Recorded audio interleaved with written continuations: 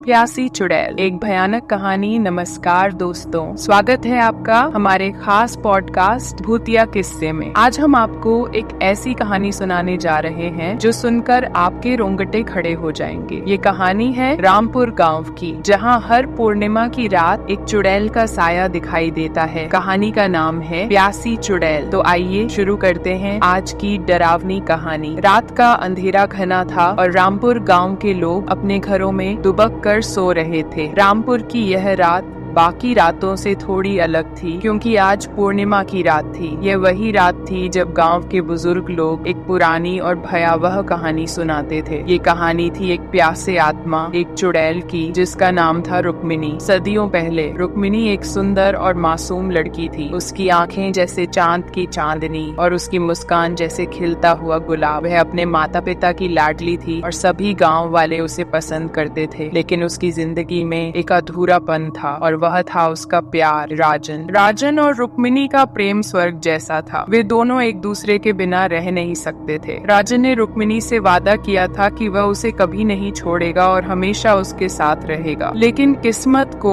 कुछ और ही मंजूर था। राजन को व्यापार के सिलसिले में एक दिन दूर शहर जाना पड़ा। उसने रुक्मिणी से वादा किया कि वह जल्दी ही लौट आएगा। दिन, हफ्ते और फिर महीनों बीत गए, लेकिन राजन नहीं लौटा। रुक्मिणी की आंखें हर दिन राह देखती रही, लेकिन वह नहीं आया। धीरे धीरे उसकी उम्मीद टूटने लगी और उसका दिल उदास हो गया। एक दिन उसे खबर मिली कि राजन का शहर में एक हादसे में निधन हो गया है। यह सुनकर रुक्मिणी का दिल टूट गया और वह गहरे शोक में डूब गई। उसके प्यार की प्यास कभी बुझ नहीं पाई। वह दिन रात राजन को पुकारती रही और अंततः उसने खुद को गांव के पास वाले जंगल में जाकर खत्म कर लिया। कहते हैं उसकी आत्मा वहीं बस गई और वह चुड़ैल बन गई। वर्षों बाद रामपुर के लोग हर पूर्णिमा की रात को एक सफेद साया देखते थे जो जंगल में भटकता था। वह साया रुक्मिणी का था, जो अपने प्यार की प्यास बुझाने के लिए भटकती थी। एक रात संजय और उसके दोस्त राहुल, मोहित और दीपक ने उस कहानी की सच्चाई जानने का निर्णय लिया। पूर्णिमा की रात थी, चांद अपनी पूरी रोशनी में चमक रहा था। वे सब अपनी मशालें और लकड़ी की लाठियां लेकर जंगल की ओर बढ़े। जंगल में घना अंधेरा था और रात की खामोशी में सिर्फ उनके कदमों की आवाज सुनाई दे रही थी। जंगल में प्रवेश करते ही उन्होंने महसूस किया कि हवा ठंडी और भारी हो गई थी। अचानक से एक ठंडी हवा का झोंका आया और एक भूतिया आवाज उनके कानों में गूंज गई। कौन है यहाँ? क्यों आए हो मेरे पास? संजय और उसके दोस्त डर के मारे हिल गए। उन्होंने देखा कि सामने एक सफेद साया खड़ा था जो धीरे धीरे उनकी तरफ बढ़ रहा था। वह रुक्मिणी थी, प्यासी चुड़ैल। रुक्मिणी ने अपनी लाल आंखों से संजय को देखा और कहा, तुम भी मेरे प्यार जैसे मुझे धोखा दोगे? संजय ने डर से कांपती आवाज में कहा, नहीं, हम सिर्फ यहाँ देखने आए थे कि ये कहानी सच है या नहीं। रुक्मिणी ने एक भयानक हंसी हंसी और कहा, मेरी प्यास अब तक नहीं बुझी। तुम सब यहाँ से चले जाओ, वरना तुम्हारा भी वही हाल होगा जो मेरे प्यार का हुआ। संजय और उसके दोस्त बिना कुछ सोचे समझे वहाँ से भाग निकले। उस रात के बाद उन्होंने कभी भी उस जंगल का रुख नहीं किया। रामपुर के लोगों ने उस कहानी को और भी ज्यादा गंभीरता से लेना शुरू कर दिया और पूर्णिमा की रात को अपने घरों में ही रहते थे। अगले कुछ दिनों तक संजय और उसके दोस्तों की हालत खराब रही। वे लोग बहुत डरे हुए थे और किसी से इस बारे में बात भी नहीं कर पाए। लेकिन धीरे धीरे उन्होंने अपनी हिम्मत जुटाई और गांव वालों को सारी घटना बताई। गांव के लोग पहले तो उन्हें झूठा समझते रहे, लेकिन जब उन्होंने संजय और उसके दोस्तों की हालत देखी तो उन्हें यकीन हो गया। गांव वालों ने तय किया कि अब वे